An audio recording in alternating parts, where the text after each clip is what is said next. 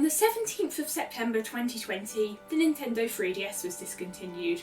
To be honest, I wasn't upset by this news. I hadn't heard anything official about it since Alpha Dream went bankrupt, and 9 years is a long and healthy lifespan for a console. Nevertheless, the 3DS was a cornerstone of my tweenage years. I remember being shocked that Nintendo Octopus Cats looked more realistic than the original. I remember playing New Leaf with friends I haven't seen since I started high school. I remember looking forward to a new issue of Official Nintendo magazine every month. I didn't play my 3DS as much later into my teens, but I continued to enjoy its games, and it helped me through some difficult times. To show my appreciation, I've decided to make a short review of my favourite 3DS game. Just to set your expectations, I won't be going in depth about every single aspect. Think of this as a segment in a top 10 list. Some of you may know that I have two favourite 3DS games. One of them is The Legend of Zelda: A Link Between Worlds, but after giving it some thought, I realised that the main reason I liked it was because of a few plot twists, and I'd like to keep my review spoiler free. What's the other one?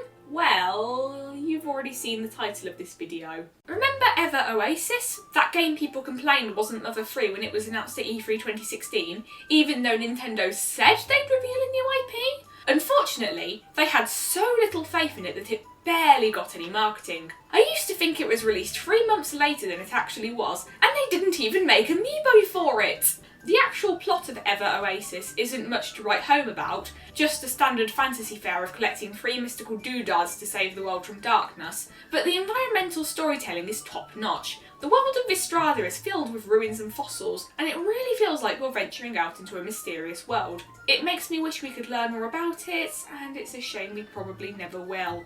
It helps that the world is beautiful. This is hands down the best looking 3DS game, and I will fight the entire Zelda fandom about this.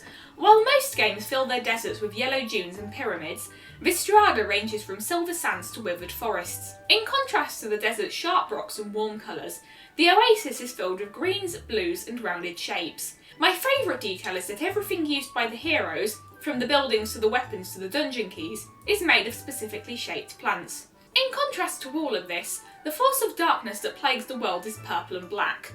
Nothing is flatly coloured, and this level of detail makes the world look more believable. But enough gushing about the presentation. What's the actual gameplay like? The central mechanic is recruiting playable characters to live at your Oasis, a hub town that starts off barren and grows into a vibrant paradise.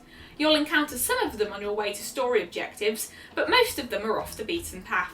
You're encouraged to recruit as many as possible, since there are several points where you'll need a certain number in order to proceed.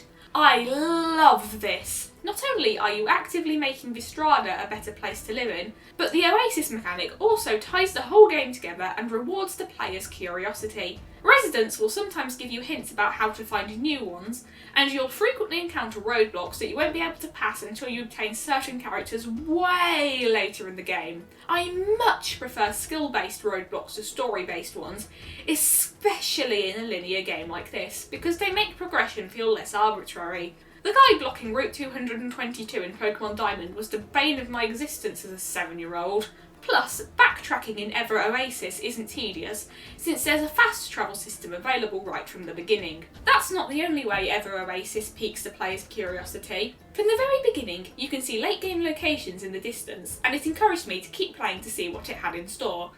Once, I was wandering around the first part of the overworld and discovered a cave that wouldn't become important until later. There wasn't much I could do there, but then I realised that this was one of the few games where I enjoyed exploring for its own sake. I rarely bother with 100% completion because I find it tedious, but this sense of discovery led me to recruit every resident despite there being no obvious reward for it, and that is why Ever Oasis is my favourite 3DS game.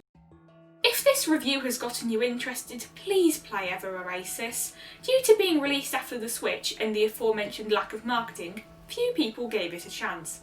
It's such a shame that such a promising new IP was left to die. If you want to make your own mini review of your favourite 3DS game, go ahead! It doesn't have to be anything fancy. You can talk over a speed paint or a picture of the box art if that's all you can do. It doesn't even matter how you spell favourite. This video was created to be the start of a tag meme, so at the end of your mini review, name some people who watch your videos to encourage them to make their own. I'm hoping that this will eventually reach big YouTubers. CraftyMint6 Gaming, Fabulous Fish, and anyone else who's interested, please pass it on.